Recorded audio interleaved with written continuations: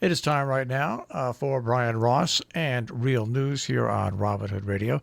Brian joins us every Thursday morning, and we also rebroadcast it during the weekend. Happy Thanksgiving and good morning, Brian. And to you as well, Marshall. A lot to be thankful for, I think. Yeah, I think you're right. We have tons. I was just sitting here, and we have tons of bad news out there. I mean, there's lots of bad news from things that are going on, but there's also the good news of the spirit and the will of people, of Americans, families gathering, even though in smaller sizes gathering. So there is good news out there, and I don't know, but yesterday I watched Joe Biden give his address to the nation, and Donald Trump will, I think, give one today. But yesterday, the comparisons between Joe Biden and Donald Trump couldn't be more truthful. I mean, they were amazing. If you heard the sort of scratchy phone conversation Mr. Trump had with the Republicans in Pennsylvania, meeting at the Wyndham Hotel in Gettysburg, with another effort to sort of undercut the results of the election and to deny reality, frankly. You know, it was interesting to see that. First of all, with all the resources that is at his hand, I've said this ever since Donald Trump has been president. The problem with being your own boss for your whole life, like me now, since I've started my own station with Jill, since Jill and I started this back 11, 12 years ago, I don't know if I could ever go back and work for somebody else because I kind of treat myself kind of nice. Right. But when you're president, the people around you should protect you from appearing to be foolish. The president could have set up with his staff and with his budget a much better way to get his message across to those people who, by the way, were all maskless. Rudy Giuliani had his mask on a few times at that meeting. But then when you compared what Donald Trump had to say and when you would compare it to the speech that Joe Biden gave, and then later in the evening those people came to visit Trump at the White House, you see the difference between the two men. And I'm not only going to say between Joe Biden and Donald Trump, but probably between any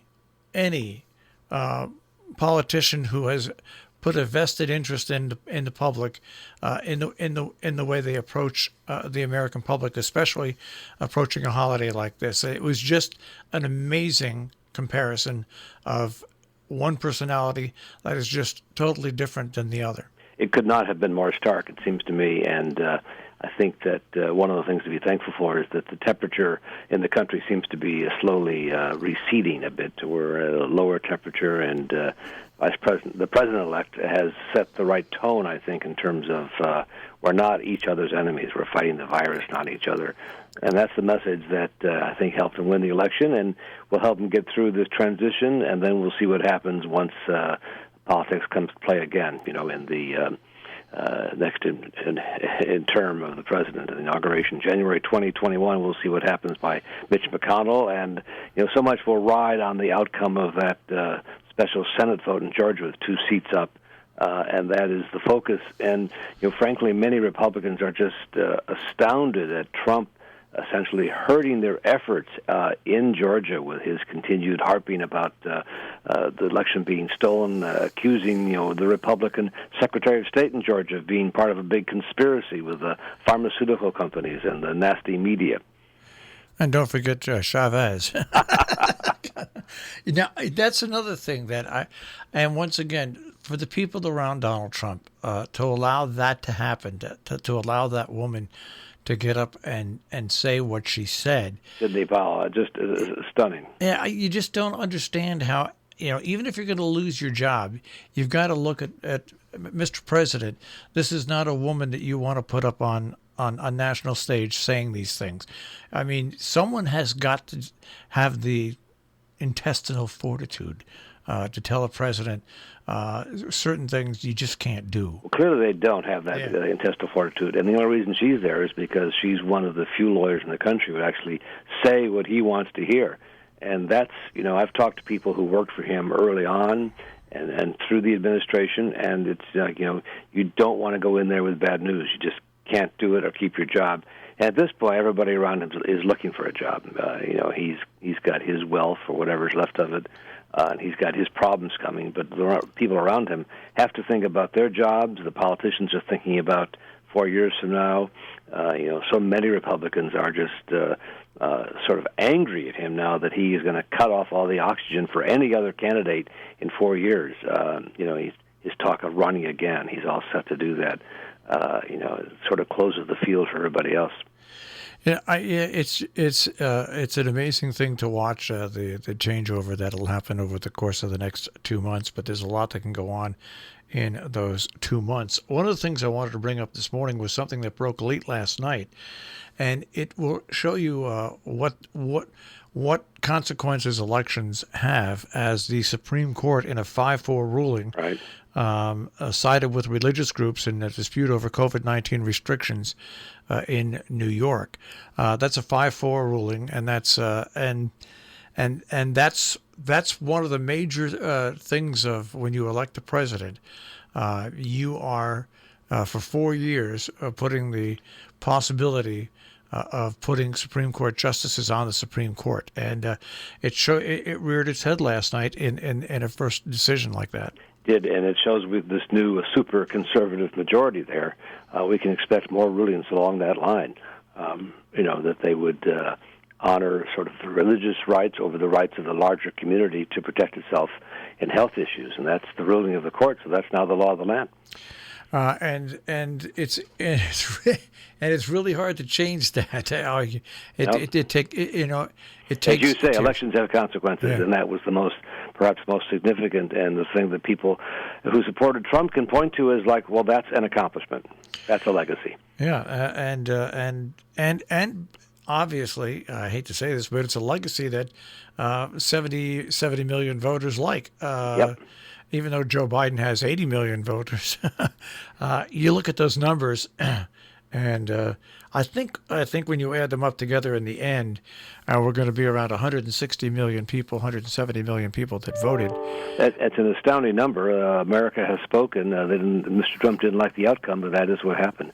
And it strikes me that in the end, if we look back on it, it was a pretty clean election. Nobody has found any fraud. I mean, they really haven't found, and Giuliani has gone into court, of course, to say this is not a fraud case.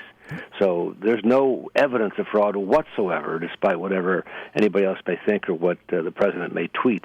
They're calling these law cases tweets with a filing fee. And I think what the election also showed is that if Americans are given the chance to vote with mail-in ballots, with early voting, that we won't get those 40 to 50% turnouts. We'll get the 60 to 70% turnouts.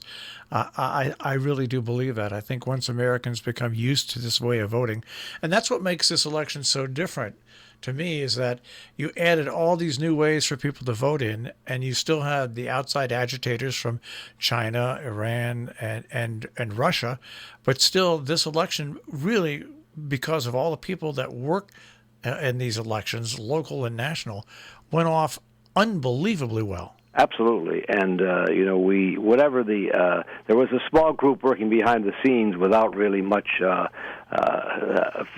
sort of visibility to keep the White House out of its way, that worked to stop foreign interference with ways that we'll only learn about later. But I've given some indication that they've been working hard to shut down the Russia operation out of St. Petersburg and stop whatever Iran or China were trying to do. So we're going to hear about that in the coming days or months, about what will happen behind the scenes. But there were patriots, really, in the government who worked hard to do that.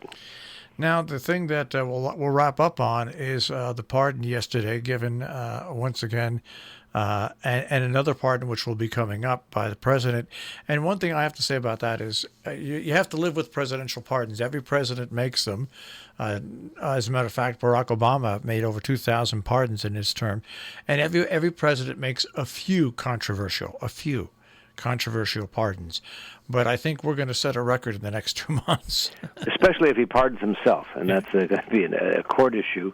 And does he give a pardon? And you can give a pardon in advance before somebody's charged to Ivanka and to Jared and to others around him who could face possible consequences for their acts.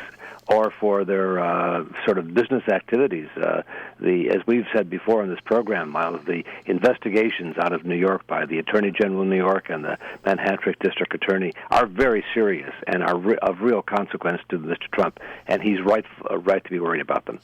And Michael Flynn, what somebody pointed out when they were absolutely correct yesterday, yes, he got his pardon, but also he did not get his case exonerated. When you receive a pardon, right, that means you were guilty of what right, you were charged with. So he will forever be stained with the being guilty with what he was charged for, just not in prison. That's all for those That's charges. Right. He is a criminal. That's the bottom line. Well, I want you and your family to have a happy Thanksgiving.